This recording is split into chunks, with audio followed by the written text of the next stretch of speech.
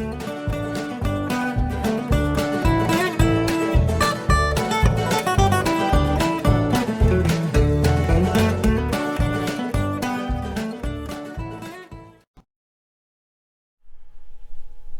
everybody, welcome back. It is March 30th and weather has hit us again. We've got rain, sleet, snow, freezing rain, ice, whatever you want to call it. We've got all of it.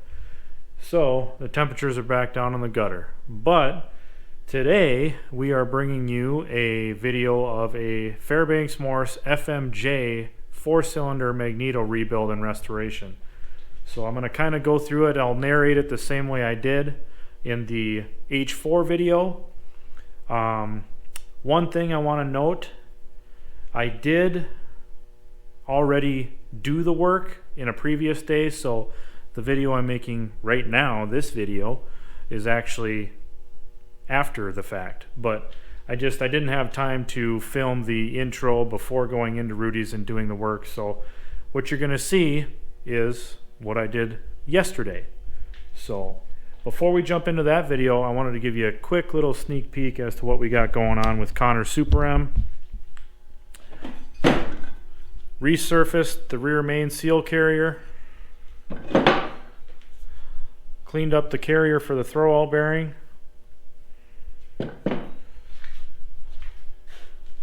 Resurfaced the bottom of the oil pump, or the oil pump bottom cover. And last but not least, look at that beautiful hunk of steel.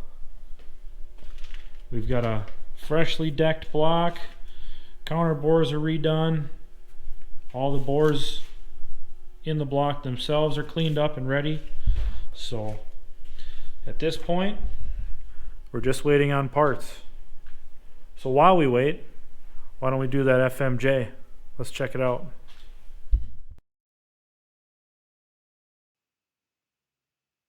Okay, moving into the 4-cylinder FMJ Fairbanks Morse. We'll begin with disassembly. And first thing we're going to do is remove the distributor cap off the rear. And when we do that, there's a lead out on the back side of the cap. If it's in good condition, we'll actually reuse the lead out because the new distributor caps do not come with a replacement lead out. So I go ahead and remove the lead out. We'll clean it up, polish it. Remove the rotor. Sometimes they can be stuck on the shaft. May have to use a screwdriver or pliers to get it out. And from there we'll remove the rear cap. And underneath the rear cap is a timing gear. Now this has nothing to do with engine timing. It only has to do with internal magneto timing. And there are two different marks on it. One is marked A for anti-clockwise and C for clockwise. Now depending on how your engine is set up to run, you'll have to time it accordingly. You do not have to go into that in order to time the magneto to the tractor. That is just for internal magneto timing. So when it leaves the shop, it does not need to be touched. From here, I'm removing the condenser and the wires that are associated with it. There's a junction block on the bottom of the breaker plate that holds the wire from the coil, the kill switch wire, and the condenser wire. And that's what I'm removing now. Can be kind of tricky because there's a lot of wires coming together in one spot and there's not a whole lot of space in the bottom. So just keep that in mind when you're putting things back together, that you're not getting in the way of the points opening and closing. You're not getting in the way of the magnetic rotor down inside there and things like that. So now what I'm doing now is removing a small circlip that's around the shaft, and it holds the pinion gear onto the shaft. And the pinion gear is what drives the rotor gear. In order to remove the pinion gear, we have a small puller. I'll take the points off here quick. But we have a small puller that goes around the shaft and underneath the gear. Install the puller, grab a wrench, and pull the gear off. Really pretty simple. That gear also has it can either have a small dot next to one of the gear teeth, or it'll have a small beveled tooth. And that is what aligns with either the A or the C on the back side of that rotor gear. Just removing the rest of the points assembly, getting some of the wires out of the way, and now we can remove the breaker plate. It also has the bushing, the carrier bushing for the rear section of the magnetic rotor shaft. So 4 screws hold it in place, not a big deal. These can also be stubborn to remove because the bushing itself can kind of wear into the shaft a little bit. So sometimes you got to do a little bit of prying, but be very careful not to pry too hard against the housing because you can bend and crack the housing. Keep in mind, these are just aluminum. Most of the components in these are aluminum except for the electrical conducting components. So again, they can be stubborn to remove.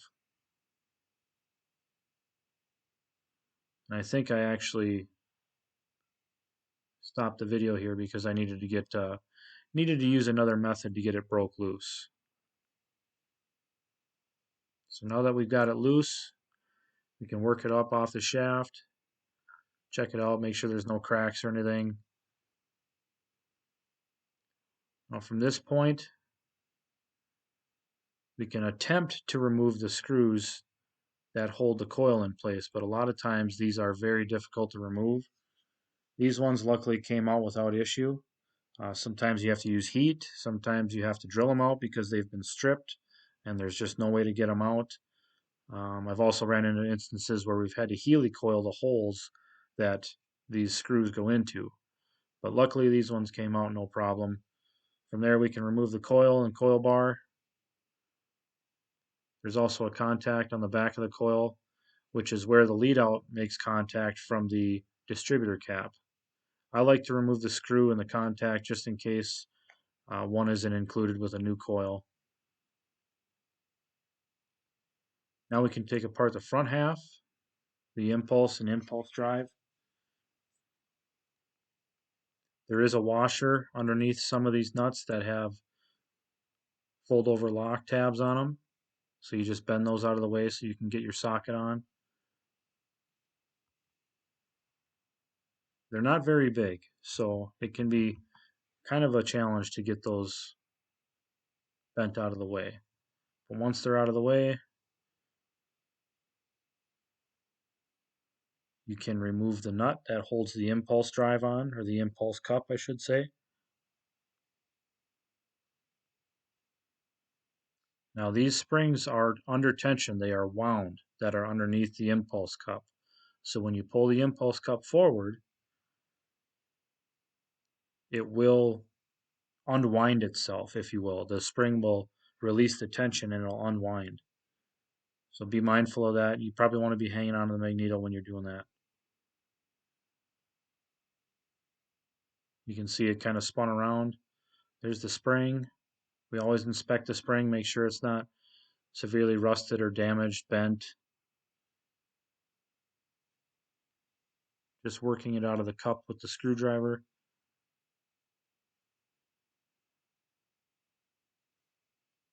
And from there, we'll soak it and get all the grease off of it. That's just a little jar of lacquer thinner. Lacquer thinner works great to remove grease. Now in order to get the impulse off with the dogs on the backside, we have to use a 2-jaw puller to drive against the shaft and pull up on the impulse. It's a tapered shaft, so it usually breaks free pretty easily. Inspect them, make sure the springs operate, make sure the pins don't turn that hold the dogs onto the back of the impulse plate. Remove the keyway in the key in the shaft. Remove the dust shield. And from here, there's a series of washers and seals and clips. What I'm doing now is prying out a washer that is staked into place. that's installed in front of the seal, which is what I'm removing now, is the seal. Sometimes they can be a bear.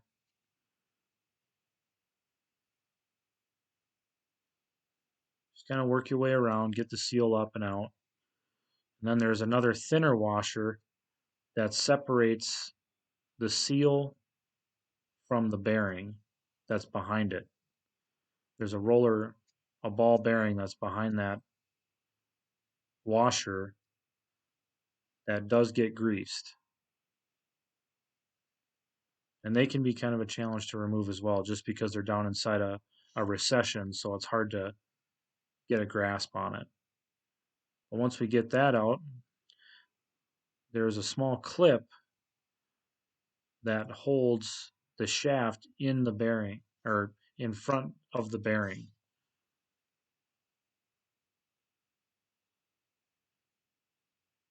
And that's what I removed there. At this point, we have to go to the press.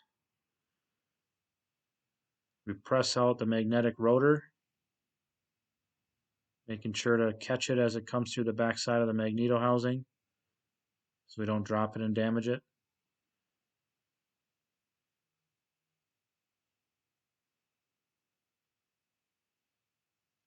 There's the magnetic rotor.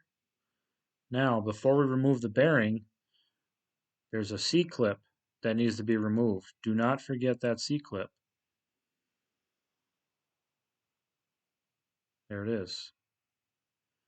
Now to remove the bearing, it's the same thing. Sometimes there's some paper shims behind those clips.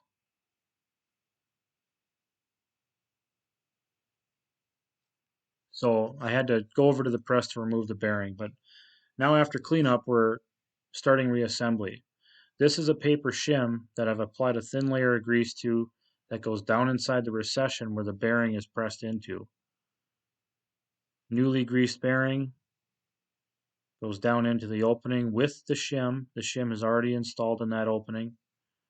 So I loosely set it in place, inspect it from the front side, make sure the shim isn't binding up at all, and then we can bring it over to the press and press the bearing into place, like so. Doesn't take a lot of force, just presses down into place. Reinstall the C-clip to retain the bearing.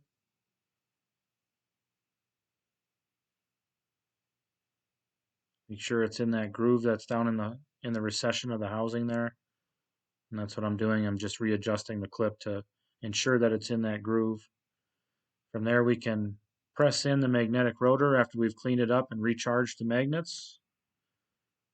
Again, it's just a light press fit. It's not anything heavy. You just press it down until it seats into the bearing.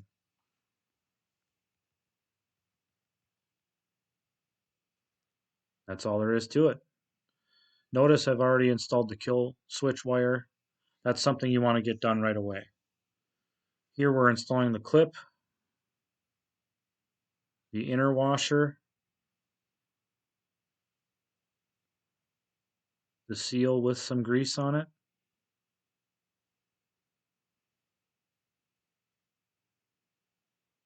Lightly press that down into place. And from there we install the outer washer. And this is one that gets staked into place. What we use is a small collar and a nut to put pressure down on this washer to ensure it's below the top edge of that recession. That way when we stake it down into place, the material folds over, the material on the outside of that recession folds over that washer and keeps it in place. So that's what I'm doing here. I'm going around and I'll usually put 4 or 5 stake marks in that just to ensure that that washer doesn't come out.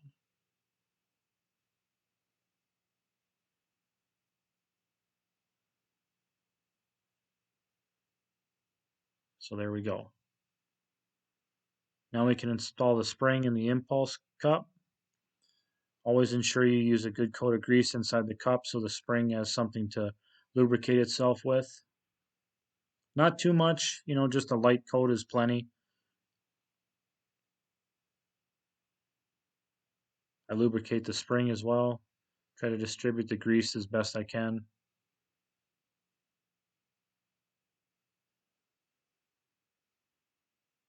Then we can put the impulse drive in place.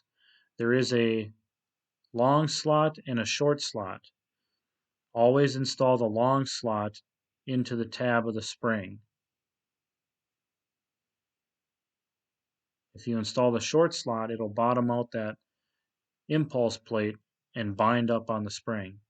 So what I'm doing here is I'm winding the spring to have proper tension. Installing the key in the keyway.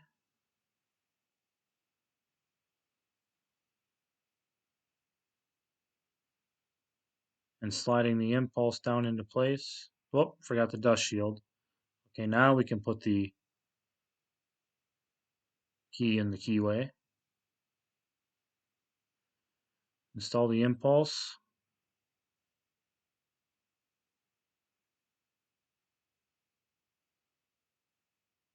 Sometimes it's a little tricky to get that keyway aligned and everything down into place. There we go. You can install the washer. Now this one actually had the incorrect nut and washer on the front of it, so we had to replace it with the correct ones. Install it finger tight. Then we can tighten it down the rest of the way with the ratchet, and the impulse drive dogs will actually hold it in place while you tighten it. Now we're installing the coil. Again, be mindful of that kill switch wire. It has to go underneath the coil. Install your set screws. We can tighten everything down. Now you do have to make sure that there's clearance for the screw that holds the kill switch wire to the housing inside there. A lot of times those coils will bind up on that screw and will not sit properly in the housing. So you may have to do some modification to the screw or find a different one. Whatever you have to do to make that work. So the coil's in place. We can move on to putting the breaker plate back in. I always put a thin coat of oil on that bushing. Slide it down into place. Install the 4 screws.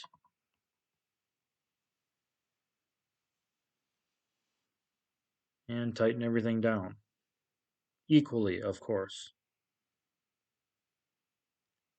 Now from here I've installed the felt that rides on the shaft. Installing the points. Sometimes you have to rotate the adjustment screw to get them to seat properly.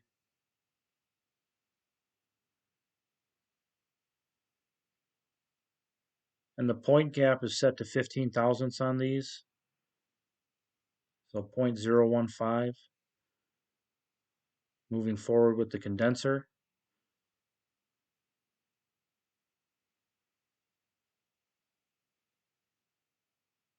This is also something you have to pay attention to. If it rotates too much up or down, it will interfere with the rear cover on the Magneto.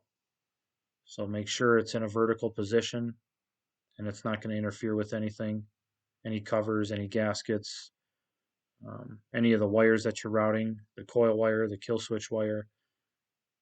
Make sure it's not interfering with any of those.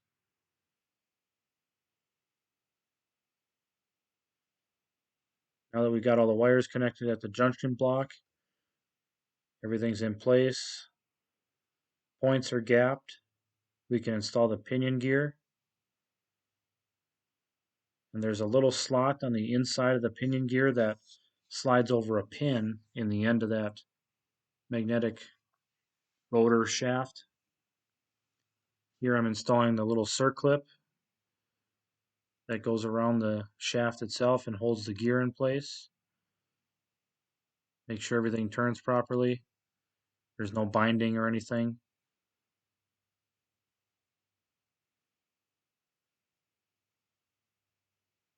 From there we can install the gasket. We can get our timing marks aligned. Now you have to do this blind. So the best way to do it is to set it where this is a clockwise rotation type mag. So we align the C in the vertical position. Then we find the gear tooth on the pinion gear either with the dot or with the bevel cut on it. Align it vertically towards the top, because when we install the cap, the rotor gear will be above the pinion gear. Carefully slide it down into place. Then we can install our 4 screws that hold the cap in place.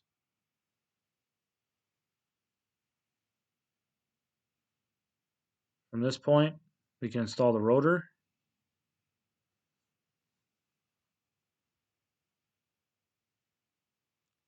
We can install the carbon in the middle of the distributor cap and the lead out tower with gasket. Slide it through.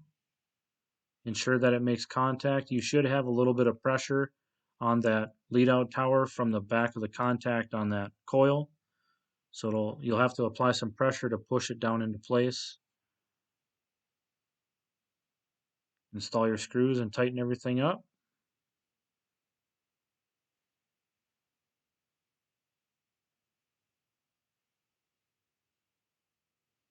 Don't have to over tighten it. Keep in mind it's just plastic, so snug is good. Hook it up to the bench. Rotate it over by hand. Ensure there's no binding. Make sure your impulse is working properly. You're getting good spark. And then fire it up for high speed. We've got a great working mag. Hope you guys enjoyed the video. If you'd like to see more Magneto videos, let me or Rudy know, and we'll try and bring some to you. Thanks for watching, guys. Take care.